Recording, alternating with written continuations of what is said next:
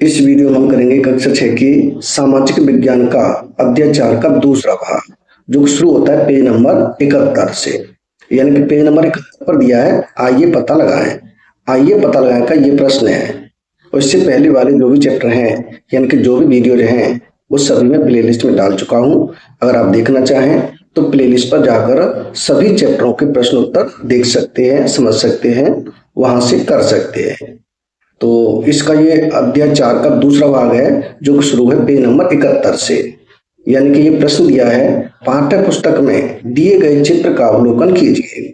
यानी कि आपकी बुक में जो चित्र दिया है उसका अवलोकन करना है, उसको देखना है। यह कुछ सहस्त्राब्दी सहस्त्राब्दी का मतलब होता है 1000 वर्ष का समय। एक सहस्त्राब्दी का मतलब 1000 वर्ष पूर्व के कृषक समुदाय की गतिविधियों को प्रदर्शित करता है। यानी कि ये जो चित्र है वो 1000 साल पुराने कृषक का मतलब किसान के समुदाय की गतिविधियों को प्रदर्शित करता है। उन गतिविधियों को सूचीबद्ध कीजिए। उन गतिविधियों का क्या करना है? उन गतिविधियों को सूचीबद्ध करना है जिनकी आप पहचान कर सकते हैं, यानी जिनको आप पहचान कर सकते हैं उनको सूचीबद्ध कीजिए। तो इसका उत्तर होगा नंबर 1 है। हम देखते हैं कि कोई व्यक्ति अपने रहने और भोजन को सुरक्षित रखने के लिए झोपड़ी बना रहा है। चित्र में क्या करता हुआ दिखाई दे रहा है? कोई व्यक्ति है अपने रहने और भोजन को सुरक्षित रखने के लिए झोपड़ी बना रहा है, ये चित्र में दिखाया गया है। दूसरा है इसका, यानी दूसरा पॉइंट है, कोई व्यक्ति भोजन का उपयोग करके भोजन पका रहा है। क्या कर रहा है? कोई व्यक्ति भोजन का उपयोग करके भोजन पका रहा है। वे बड़े हो गए हैं या एकत्रित हो गए? वे कैसे हो गए हैं? बड़े हो गए हैं या फिर एकत्रित हो गए। ये हो गया दूसरा नंबर। 3 नंबर पर है, कुछ व्यक्ति पालतू जानवरों जैसे गाय, भैंस, भेड़, कुत्ते और अन्य की देखभाल कर रहे हैं। कुछ व्यक्ति क्या कर रहे हैं? पालतू जानवरों की देखभाल कर रहे हैं। 4 नंबर पर है, लोगों को संभवतः फसल काटते हुए दिखाया गया है। लोगों को कैसा दिखाया है? फसल काटते हुए। 5 नंबर पर है, परिवार और समुदाय के सदस्य बातचीत कर रहे हैं। परिवार और समुदाय के सदस्य क्या कर रहे हैं? बातचीत कर रहे हैं, एक साथ काम कर रहे हैं और खेल का आनंद ले रहे हैं। वो एक साथ काम कर रहे हैं, खेल का आनंद ले रहे हैं। ये चित्र में दिखाया गया है। आगे है प्रश्न क्रियाकलाप और परियोजनाएं। कौन से प्रश्न है? प्रश्न क्रियाकलाप और परियोजनाएं। यह प्रश्न 74, यानी कि पेज नंबर 74 पर पहला प्रश्न है, एक परियोजना के रूप में अपने आसपास उपलब्ध इतिहास के स्रोतों का उपयोग करते हुए अपने परिवार, यदि आप गांव में रहते हैं तो गांव का इतिहास लिखिए। प्रश्न क्या है? एक परियोजना के रूप में अपने आसपास उपलब्ध इतिहास के स्रोतों का उपयोग करते हुए अपने परिवार, यदि आप गांव में रहते हैं तो गांव का इतिहास लिखिए, यानी गांव का इतिहास लिखना है। आगे है, परियोजना के लिए अपने शिक्षक से मार्गदर्शन हेतु निवेदन कीजिए। क्या करना है? परियोजना के लिए अपने शिक्षक से मार्गदर्शन यानी कि रास्ता दिखाने के लिए उनसे निवेदन कीजिए। तो यहाँ लिखा है नो। विद्यार्थी इसे स्वयं बनाए। विद्यार्थी क्या करेंगे? इसे स्वयं बनाएंगे। आप इसे बनाने के लिए नीचे दिए गए निर्देशों का उपयोग कर सकते हैं, यानी नीचे जो निर्देश दिए हैं इनका उपयोग आप कर सकते हैं। परिवार के सदस्यों या ग्रामीणों से बात करके शुरुआत करें। कहां से शुरुआत करें? परिवार के सदस्यों से या फिर गांव के रहने वाले लोगों से बातचीत करके शुरुआत करें। उनसे उनकी यादों, कहानियों और महत्वपूर्ण घटनाओं के बारे में पूछें। क्या बात करनी है उनसे? उनकी यादों, कहानियों और महत्वपूर्ण घटनाओं के बारे में पूछें। आप पुरानी तस्वीरें, पत्र या दस्तावेज भी देख सकते हैं। क्या क्या देख सकते हैं? पुरानी तस्वीर देख सकते हैं, दस्तावेज देख सकते हैं, जो जानकारी दे सकते हैं, जो पुरानी जानकारी दे सकते हैं, ऐसी चीजों का देख सकते हैं। अगर आप अपने परिवार पर ध्यान केंद्रित कर रहे हैं, आप क्या कर रहे हैं? अगर आप अपने परिवार पर ध्यान केंद्रित कर रहे हैं, यानी अपने परिवार पर ही ध्यान दे रहे हैं, तो एक पारिवारिक वृक्ष बनाएं। तो क्या करें? एक पारिवारिक वृक्ष बनाएं जिसमें आपके माता पिता, दादा दादी और परदादा परदादी शामिल हों। जिसमें कौन कौन शामिल हो? आपके माता पिता शामिल हों, दादा दादी शामिल हों, परदादा परदादी शामिल। उनके नाम, व्यवसाय और जन्म स्थान लिखें। क्या करें, उनके नाम, व्यवसाय यानी वो क्या काम करते थे और उनका जन्म स्थान क्या है, इनके बारे में लिखें। आगे है, अपने परिवार या गांव के इतिहास में महत्वपूर्ण घटनाओं को नोट करें। क्या करें, अपने परिवार में या गांव के इतिहास में जो महत्वपूर्ण घटनाएं हैं उनको नोट करें, उनको लिखें। जैसे जन्म, विवाह, मृत्यु और कोई भी महत्वपूर्ण परिवर्तन, जैसे किसी नए स्थान पर जाना या व्यवसाय शुरू करना। यहाँ तक कि घटनाओं की तस्वीरें लेने का भी प्रयास करें, यानी कि जो घटनाएं होती हैं उनकी तस्वीरें मिल जाएं तो उनको भी लेने का प्रयास करें।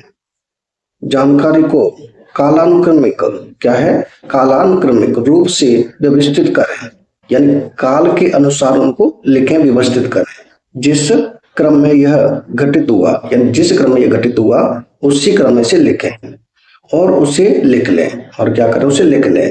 ऐसी रोचक कहानियों और विवरण शामिल करें जो आपके परिवार या गांव को अनोखा बताते हैं, यानी कि ऐसी कहानियां बताएं, उनका विवरण शामिल करें जो आपके परिवार या गांव को कैसा अनोखा बताते हैं।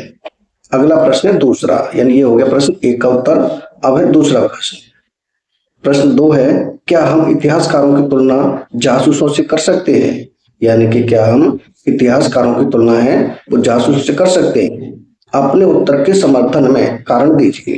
क्या करना है, अपने उत्तर के समर्थन में कारण देना है, यानी हमें इतिहासकार और जासूसों की तुलना करनी है।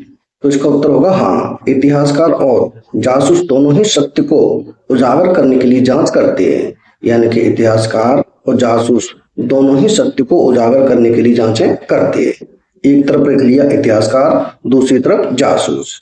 नंबर 1 है इतिहासकार में, इतिहासकार अतीत की घटनाओं पर काम करते हैं। इतिहासकार क्या करते हैं, अतीत की घटनाओं पर काम करते हैं। और जासूस भूत, वर्तमान और भविष्य की घटनाओं पर काम करते हैं, यानी कि जो जासूस होते हैं भूतकाल, वर्तमान काल, भविष्य काल, इन सभी घटनाओं पर काम करते हैं। अब इतिहासकार में दूसरे नंबर पर है, इतिहासकारों द्वारा प्रयुक्त सुरागों को स्रोत कहा जाता है।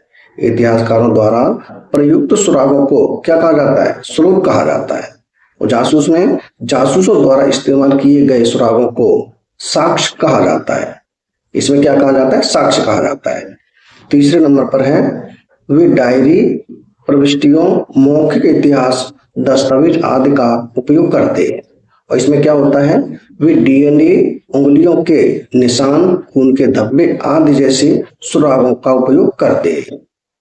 चौथे नंबर पर है, वे स्रोतों का विश्लेषण ऐतिहासिक घटनाओं को समझने के लिए करते हैं। इसमें क्या होता है, वे अपराध और अन्य घटनाओं को समझने के लिए स्रोतों का विश्लेषण करते हैं। ये हो जाता है इन दोनों में अंतर, यानी कि इतिहासकार और जासूस में अंतर।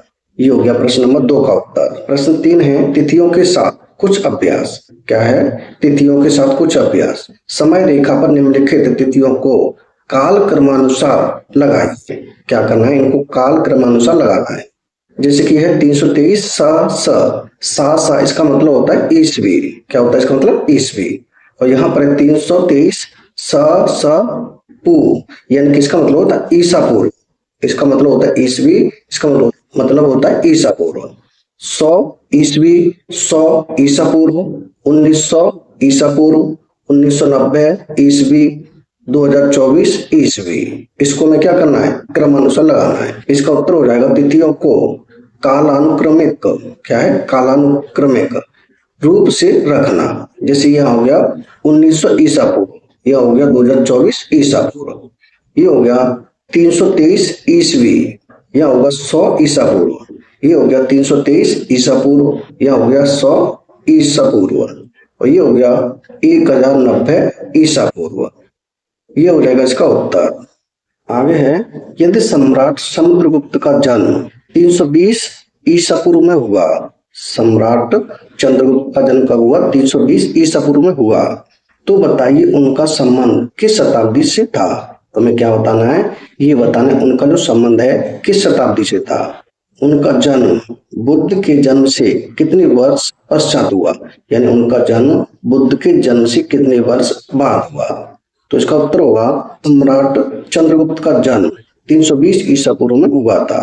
यानी सम्राट चंद्रगुप्त का जन्म कब हुआ था? 320 ईसा पूर्व में हुआ था, जिसका अर्थ है कि वे चौथी शताब्दी ईस्वी, कब? चौथी शताब्दी ईस्वी, यानी कि 300 से 400 ईस्वी के थे। बुद्ध का जन्म 560 ईसा पूर्व में हुआ था। बुद्ध का जन्म कब हुआ? 560 ईसा पूर्व में हुआ था। 320 ईस्वी और 560 ईसा पूर्व के बीच समय का अंतर 879, कितना है? 879 वर्ष, यानी कि 560 प्लस 320 माइनस 1 बराबर कितना होगा? 879 है। आगे है, झांसी की रानी का जन्म 1828 ईस्वी में हुआ। झांसी की रानी का जन्म कब हुआ?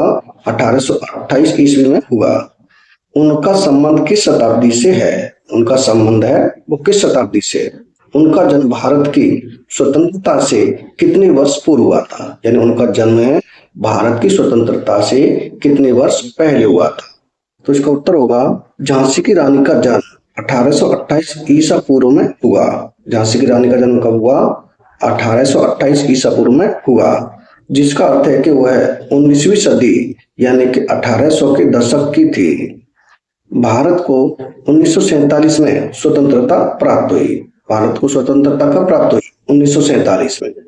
1828 और 1947 के बीच वर्षों की संख्या 119 वर्ष है, यानी इन दोनों के बीच की जो संख्या है कितनी है? 119 वर्ष।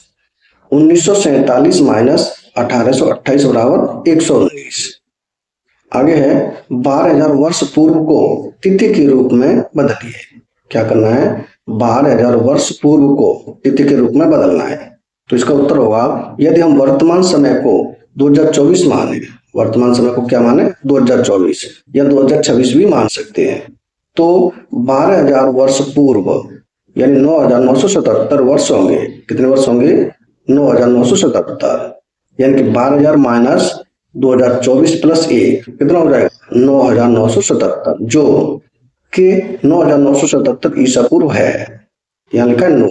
समझने के लिए ईसा पूर्व तिथि और ईसा पूर्व तिथि के बीच वर्षों की संख्या की गणना करने के लिए आप उन्हें जोड़ते हैं और एक घटाते हैं, क्योंकि उनके बीच कोई शून्य नहीं है।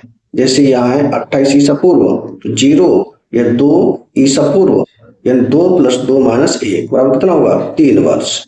अब यह विपरीत मामला है। अब ये कैसा मामला है? विपरीत मामला है, इसलिए हम एक वर्ष जोड़ते हैं। इसलिए हम क्या करते हैं? एक वर्ष जोड़ते हैं। प्रश्न 4 है, किसी निकटतम संग्रहालय के भ्रमण की योजना बनाइए। क्या करना है? किसी निकटतम संग्रहालय के भ्रमण की योजना बनानी है, यानी कि वहां घूमने की योजना बनानी है। संग्रहालय की प्रदर्शनियों के विषय में पहले से कुछ जानकारी जुटा लीजिए। इस भ्रमण के दौरान टिप्पणियां तैयार कीजिए। इस भ्रमण के दौरान क्या करना है? टिप्पणियां तैयार करनी है। भ्रमण के पश्चात एक संक्षिप्त रिपोर्ट लिखिए। इसके बाद क्या करना है? एक संक्षिप्त रिपोर्ट लिखनी है, एक शॉर्ट में रिपोर्ट लिखनी है, और उसमें भ्रमण से जुड़ी स्मृतियां एवं रोचक बातों या घटनाओं को रेखांकित कीजिए। उसमें जो इंपोर्टेंट घटनाएं उनको क्या करना है? रेखांकित करना है। तो इसका उत्तर होगा राष्ट्रीय संग्रहालय की मेरी यात्रा पर रिपोर्ट। कहाँ की? राष्ट्रीय संग्रहालय की मेरी यात्रा पर रिपोर्ट। पिछले हफ्ते मैंने अपनी कक्षा के साथ राष्ट्रीय संग्रहालय का दौरा किया। यह एक रोमांचक यात्रा थी। ये कैसी यात्रा थी? रोमांचक यात्रा थी।